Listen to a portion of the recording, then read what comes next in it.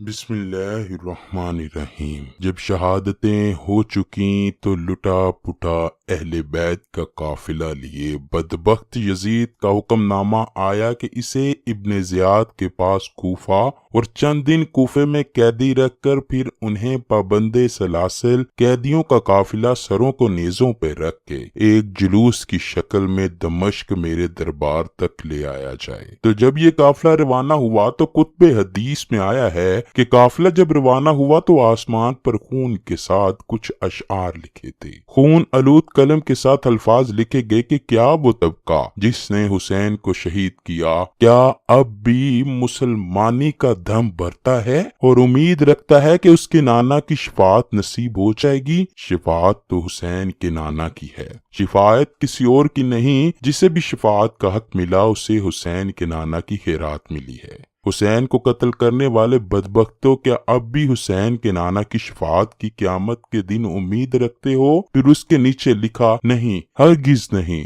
خدا کی قسم ان کا کوئی شفاعت کرنے والا نہ ہوگا اور قیامت کے دن وہ سخت عذاب میں مبتلا کر دیے جائیں گے۔ ان ظالموں نے ظالم حکمران کے حکم کے تحت حسین کو قتل کیا اور ان کے حکم نے قرآن کے حکم کی مخالفت کی۔ یہ آسمان پر خون کے ساتھ شیر رقم تھے۔ قافلہ روانہ ہوا۔ ابن زیاد نے کئی دن اسیران کربلا آقا کے گلشن رسالت کے ان پھولوں کو قیدی رکھا اور پھر سوئے دمشق اس قافلے کو روانہ کیا۔ اس پورے قافلے میں صرف ایک مرد بچ گیا تھا، وہ تھے امام زین العابدین، اور وہ بھی بیمار تھے۔ باقی شہزادیاں تھی سیدہ کائنات کی صاحبزادیاں، آقا کے گلشن کی کلیاں۔ چلتے چلتے راستے میں ایک مقام پر یزیدی لشکر کے پاس سے پانی ختم ہو گیا۔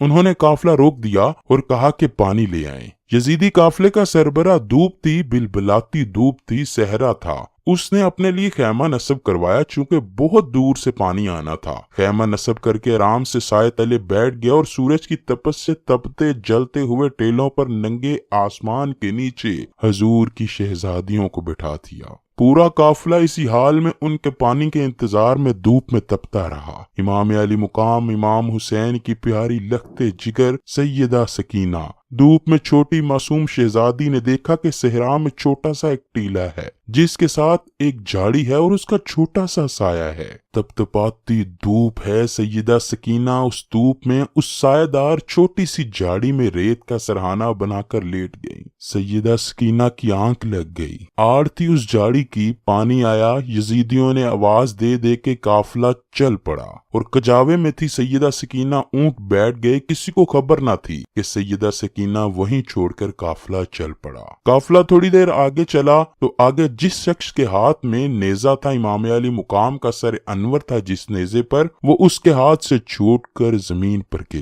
گیا۔ انہوں نے کوشش کی کہ اس کو اکھاڑ کر آگے چلے پر نیزہ ایسا جما کہ اس کی پوری طاقت کے باوجود امام حسین کا سر انور آگے نہ چلا۔ اس نے اور لوگوں کو بلایا لیکن امام حسین کا سر جس نیزے پر تھا وہ آگے نہ چلا اور وہ پریشان ہو گئے۔ وہ سیدنا امام زین العابدین کے پاس گئے اور کہا کہ کیا ماجرا ہے؟ آپ کے بابا کا سر آگے نہیں چلتا۔ امام زین العابدین کی آنکھیں آبدیدہ ہو گئی۔ وہ اپنی پھوپھی سیدہ زینب کے پاس آئے۔ کہا کہ پھوپھی جان، آپ ذرا اونٹوں کے کجاووں میں اپنے شہزادوں اور شہزادیوں کو گن لیں۔ لگتا ہے بابا جان کا کوئی شہزادہ یا شہزادی رہ گئی ہے جس کی وجہ سے بابا جان کا سر انور آگے نہیں بڑھتا۔ نیزہ گڑ گیا۔ سیدہ زینب نے ایک ایک نام لے کر پوچھا، تسلی کی کہ سارے کجاووں میں ہیں۔ جب سیدہ سکینہ کا نام لیا تو جواب نہیں آیا اور بار بار کہا تو جواب نہ آیا۔ وہ تڑپ اٹھی، اپنے کجاوے سے نیچے آئی اور کہنے لگی، حسین کی سکینہ رہ گئی ہے کہیں۔ شاید جہاں قافلہ رکا تھا اب رات کا وقت ہو چکا تھا۔ رات کے اندھیرے میں دوڑتی دوڑتی پیچھے پہنچی تو اندھیرے میں دیکھا کوئی نقاب پوش خاتون ہے اور سیدہ سکینہ کو وہ گود میں لے کر بیٹھی ہیں اور ان کو چومتی ہیں۔ سیدہ سکینہ اس نقاب پوش عورت کی گود میں بیٹھی میٹھی میٹھی زبان میں کربلا کی کہانی سنا رہی ہیں جیسے بچے کہانی سناتے ہیں۔ وہ کہانی سنا رہی ہیں کہ ہمارے ساتھ ایسا ہوا، پھر بابا کے ساتھ یہ ہوا، پھر بھائی کے ساتھ یہ ہوا۔ وہ کربلا کی کہانی سنا رہی ہیں اور نقاب پوش خاتون سنتی بھی ہیں، چومتی بھی ہیں اور روتی بھی ہیں۔ اتنے میں سیدہ زینب قریب پہنچی اور کھڑے ہو کر آواز دیتی ہیں، اے نقاب پوش خاتون، اللہ آپ کا بھلا کرے،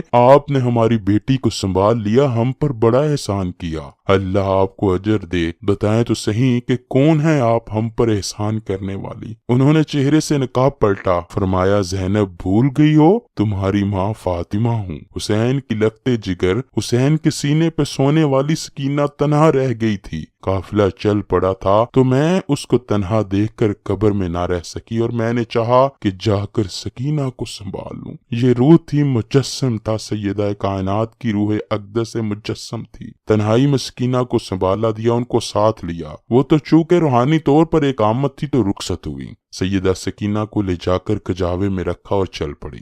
اسی طرح حلب کے راستے سے ہوتے ہوئے، پھر حمص کے راستے سے ہوتے ہوئے، جس راستے سے بھی گزرتے ہیں، بدبختوں نے وہاں استقبال کی تیاریاں کر رکھی تھی۔ وہاں شادیانے اور باجے بجتے تھے، یزید کی فتح کے جشن منائے جا رہے تھے، اور فتح یزید کے جشن کے سماع میں حضور کی شہزادیوں کو قیدی بنا کر قافلہ گزر رہا تھا۔ اہل بیت کے مردوں کے سر نیزوں پر تھے۔ ایسے حال میں دمشق پہنچے۔ دمشق میں پہنچے تو سارا شہر یزید کی فتح کا حکم تھا، تو شہر میں جشن کا سماع تھا، اور بہت کو یہ پتہ ہی نہ تھا کہ جو قیدی ہیں یہ ہیں کون۔ انہیں یہ بتایا گیا تھا یزید کی حکومت کے خلاف کچھ باغی تھے، انہوں نے بغاوت کی تو اب باغیوں کے سر کچلے گئے ہیں، انہی باغیوں کے سر نیزوں پر ہیں، اور ان کے خاندان کی عورتوں کو لونڈیاں اور کنیزیں بنا کر لے جایا جا رہا ہے۔ نعوذ باللہ، لوگوں کا خیال تھا کہ باغی ہیں جو لائے جا رہے ہیں، انہیں کیا معلوم تھا کہ یہ ساری کائنات کے مالک ہے، اس امت کو دین اور ایمان دینے والے اور قیامت کے دن گنہگاروں کی شفاعت کرنے والے ہیں۔ عوام کو خبر نہ تھی۔ ایک بھیڑ تھی، بازار میں قافلہ بازار میں رکا،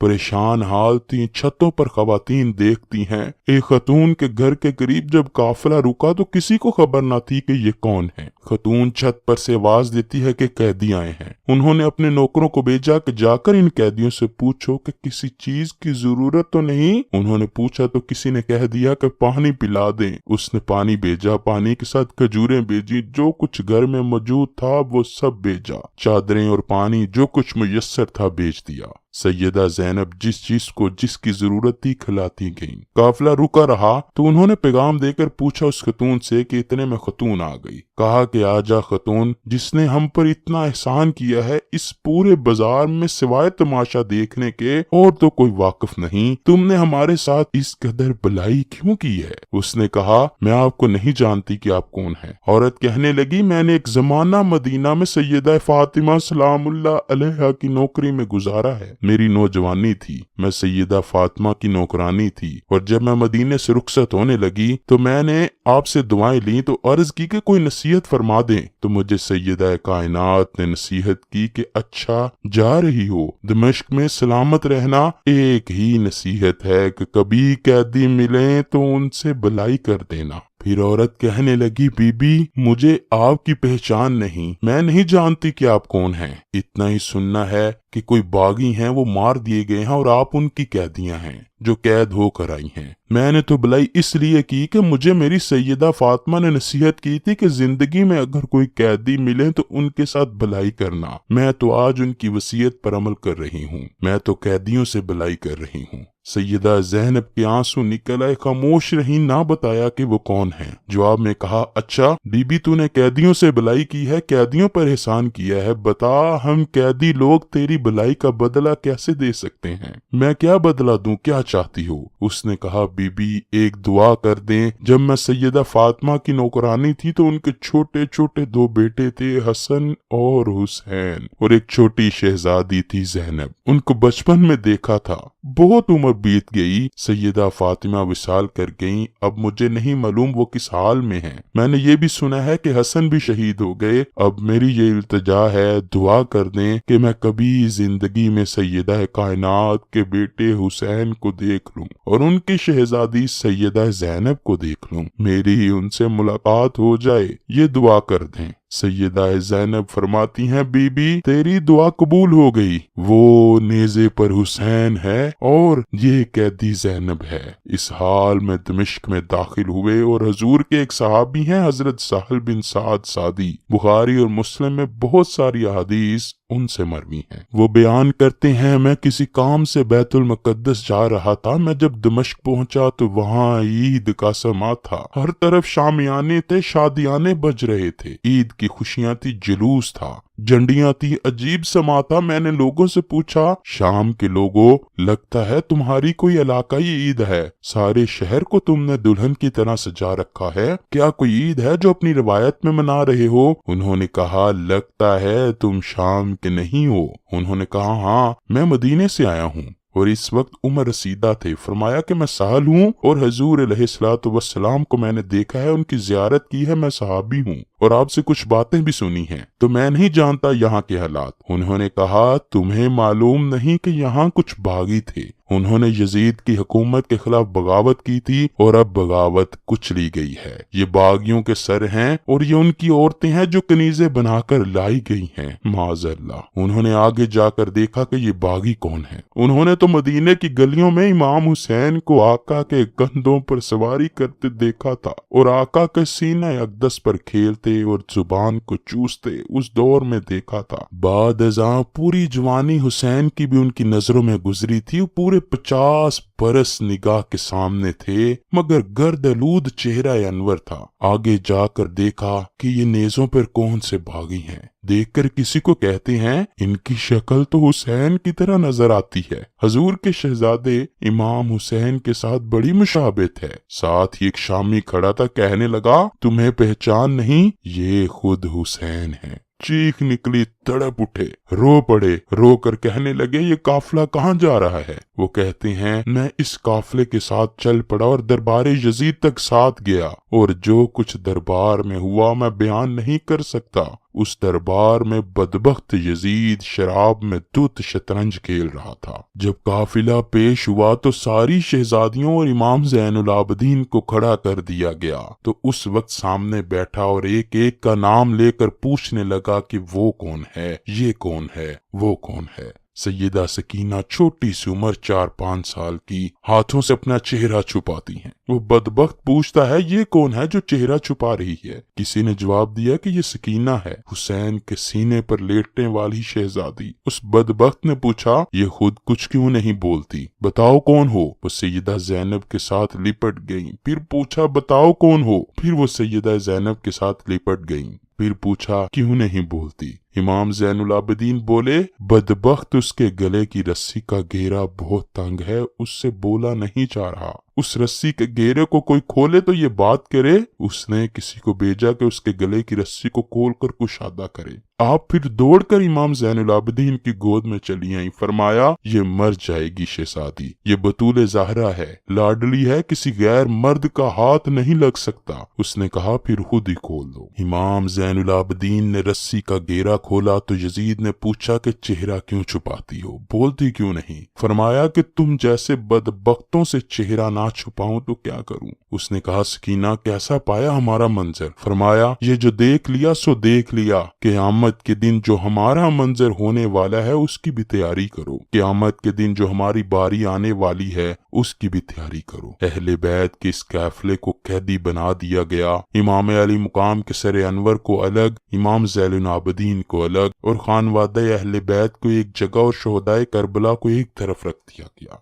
इस तरह कुछ वक्त गुजरने के बाद कुछ ऐसे वाकयात हुए कि यजीद ने महसूस किया कि अहले बैत के काफिले को यहाँ रखना मुनासिब नहीं, उसकी हुकूमत के खिलाफ कोई बड़ी बगावत भी हो सकती है। उसने फैसला किया कि इनको वापस मदीना भेज दिया जाए। इमाम ज़ैनुल आबिदीन से कहा कि सारे काफिले को जमा कर लिया जाए और उन्हें मदीने ले जाया जाए। इमाम ज़ैनुल आबिदीन ने कहा, हम जाते हैं, लेकिन हमारी कुछ चीजें हैं जो तुमने लूटी हैं वो वापस दे दो। उसने कहा, लूटा हुआ माल वापस नहीं किया जाएगा। इस हाल में इमाम हुसैन की एक और साहबजादी हैं, उनका नाम भी फातिमा है, फातिमा बिनते हुसैन। वो खड़ी हैं और एक शामी दरबार में अचानक आया। हालत देखकर उसने समझा कि ये बागी कत्ल हुए हैं और उनके खानदान के लोग अब लोंडियां और गुलाम बनकर आए हैं। उसने इसी मुगालते में यजीद से फातिमा बिनते हुसैन की तरफ इशारा करके कहा, یہ کنیزیں جو آئی ہیں ان میں سے یہ لونڈی مجھے دے دو۔ سیدہ فاطمہ بنت حسین چیخ کر اپنی پھوپھی سیدہ زینب کے دامن سے لپٹ گئیں اور رو رو کر کہنے لگیں، پھوپھی جان کیا اب ہمیں کنیزیں بنایا جائے گا؟ فرمایا بیٹا گھبراؤ نہیں، یہ جرت نہیں کر سکتے، یہ حرام ہے، نہ ان کی جرت ہے کہ یہ کر سکے، نہ اس بدبخت ملعون یزید کی جرت ہے کہ یہ کر سکے۔ یزید طیش میں آ کر بولا، کیوں نہیں، یہ میرے اختیار میں ہے، اگر چاہوں تو تم سب کو کنیزیں بنا دوں۔ آپ نے فرمایا، ملعون جب تک تم میرے نانا کے دین کا نام لیتے ہو تم یہ نہیں کر سکتے، جب تک میرے نانا کی شریعت کا نام لیتے ہو یہ ظلم نہیں کر سکتے۔ جب اتنا کلام سیدہ زینب کا سنا تو اس شامی کو اندازہ ہو گیا کہ یہ تو پیغمبر اسلام کی شہزادیاں ہیں، اس کو خبر نہ تھی۔ اس نے بھی کہا، یزید لعنت ہو تم پر، تم نے حضور علیہ الصلوۃ والسلام کی شہزادیوں کا یہ حال کر رکھا ہے۔ میں تو سمجھا تھا کہ کیسر روم کے دربار سے روم کی کوئی بغاوت سر کی ہے اور یہ ان کی کنیزیں ہیں، یہ تو مصطفیٰ کی شہزادیاں ہیں، ساری کائنات ان کی کنیز ہے۔ جب اس نے کہا لعنت ہو تم پر تو یزید نے اسی وقت جلاد کو حکم دیا کہ اسی وقت اس کا سر قلم کیا جائے۔ امام زین العابدین نے کہا، ہماری کچھ چیزیں تم نے لوٹی ہیں وہ واپس کر دو تو ہی ہم واپس مدینے جائیں گے۔ یزید نے کہا، لوٹا ہوا واپس مال نہیں دیا جائے گا، تمہیں زیادہ راہ کے طور پر کچھ دینار دیتا ہوں۔ فرمایا، ہم لعنت بیچتے ہیں تمہارے دیناروں پر، اور نہ ہی ہمارے پاس کوئی مال تھا جو تم نے لوٹا، بس کچھ چیزیں ہیں، ہمیں وہ واپس کر دو، باقی اپنے پاس رکھو۔ وہ چند چادریں ہیں جو ہماری اماں فاطمہ کے ہاتھ کی بنی ہوئی ہیں، کچھ کپڑے ہیں جو ہماری اماں فاطمہ کے ہاتھ کے بنے ہیں، ان کا ایک گلو بند ہے جو اپنی شہزادی کو پہنایا تھا، وہ واپس کر دو۔ ہم تو یہ 3 یادگاریں سیدہ فاطمہ کی واپس چاہتے ہیں تاکہ تمہارے پاس نہ رہیں۔ وہ تینوں چیزیں واپس لیں اور قافلہ روانہ ہوا۔ قافلہ چلتے چلتے کربلا پہنچا۔ 3 دن شہدائے کربلا پر امام علی مقام رکے رہے اور مزارات پر تعزیت کی اور وہاں پر ہی قیام کیا اور واپس مدینہ کی طرف لوٹے۔ جب مدینہ کے باہر پہنچے تو آگے مدینہ میں داخل ہونے کی سکت نہ تھی، نہ ہی امام زین العابدین میں اور نہ ہی سیدہ زینب میں۔ ان کے خدام میں بشیر نامی ایک خادم تھا، انہیں بھیجا کہ ہم آگے کیسے جائیں۔ جاؤ اور اہل مدینہ کو خبر کرو کہ لٹے ہوئے لوگ آ رہے ہیں، خان وعدہ رسول آج اسیران دمشق بن کر واپس آ رہے ہیں۔ اس شخص نے جا کر مدینے میں خبر کی تو مدینے میں قیامت آ گئی، کوہرام مچ گیا۔ اہل مدینہ کہتے ہیں اتنی قیامت تو اس دن آئی تھی جس دن حضور نے وصال فرمایا، یہاں آج آئی ہے کہ جس دن سیدہ زینب اور امام زین العابدین کا لٹا ہوا قافلہ حضور کے گھر واپس پہنچا۔ سارے اہل مدینہ باہر آ گئے، روتے چیختے تڑپتے، قیامت کا سما تھا۔ روتے ہوئے اس قافلے کو لے کر آئے اور سیدھا آقا صلی اللہ علیہ وآلہ وسلم کے روزے پر گر پڑے۔ امام زین العابدین اور سیدہ زینب روتے ہوئے آقا کی قبر انور پر گر کر عرض کرتے ہیں، نانا جان آپ کا حسین قتل کر دیا گیا جو آپ کے کندھوں کا سوار تھا، اور جب گئے تھے تو آپ کا ہرا بھرا خاندان تھا، آج لٹ کر واپس آئے ہیں، ایک بیمار کے سوا آپ کی نسل کا کوئی بچہ نہیں بچا یا رسول اللہ۔ امام علی مقام نے اپنے نانا کے ساتھ کیا ہوا وعدہ پورا کیا، ان کے کندھوں پر کرائی گئی سواری کا بدلہ آج چکا دیا، ان کی زبان چوسنے کے نتیجے میں پیاسا رہ کر زبان کے چوسنے کا احسان کا بدلہ چکا دیا، اور آقا صلی اللہ علیہ وآلہ وسلم کے دین کی حفاظت اور دین کے گلشن کی آب پیاری اپنے خون سے کر دی۔ امام علی مقام نے اپنا فرض ادا کیا، آقا کے پاس یہ قافلہ مدینہ واپس آیا ہے، اور پھر امام زین العابدین پوری عمر ایک تنہا جگہ رہتے، عبادت کرتے اور روتے رہتے، اتنی کثرت سے روتے کہ کسی نے پوچھا آپ اتنا کیوں روتے ہو؟ وہ فرماتے ہیں حضرت یعقوب کا تو ایک یوسف کھو گیا تھا تو وہ رو رو کر نابینا ہو گئے تھے اور ان کی بینائی نہ رہی، ان کے غم میں ان کی بینائی چل بسی، میرے مصطفیٰ کے تو سارے یوسف چل بسے ہیں، گلشن مصطفیٰ کے تو سبھی یوسف گم ہو گئے۔ دوستو، حسین سے محبت کرنا، حسین کا غم کرنا، حضور کے اہل بیت اور خانوادے کا غم کرنا، ان سے محبت کرنا، غم حسین، غم اہل بیت میں آنسو بہانا، یہ باعث بخشش ہے، باعث مغفرت ہے، گناہوں کی بخشش کا سبب ہے۔ آقا کی بارگاہ کی قربت کا سبب ہے، حضور کی شفاعت کا سبب ہے۔ اللہ پاک ہمیں ہمیشہ محبت رسول، محبت اہل بیت میں زندہ رکھے، اور ہماری موت اور آخرت بھی اہل بیت کے ساتھ ہی ہو۔ کمنٹ سیکشن میں آمین ضرور لکھیے گا۔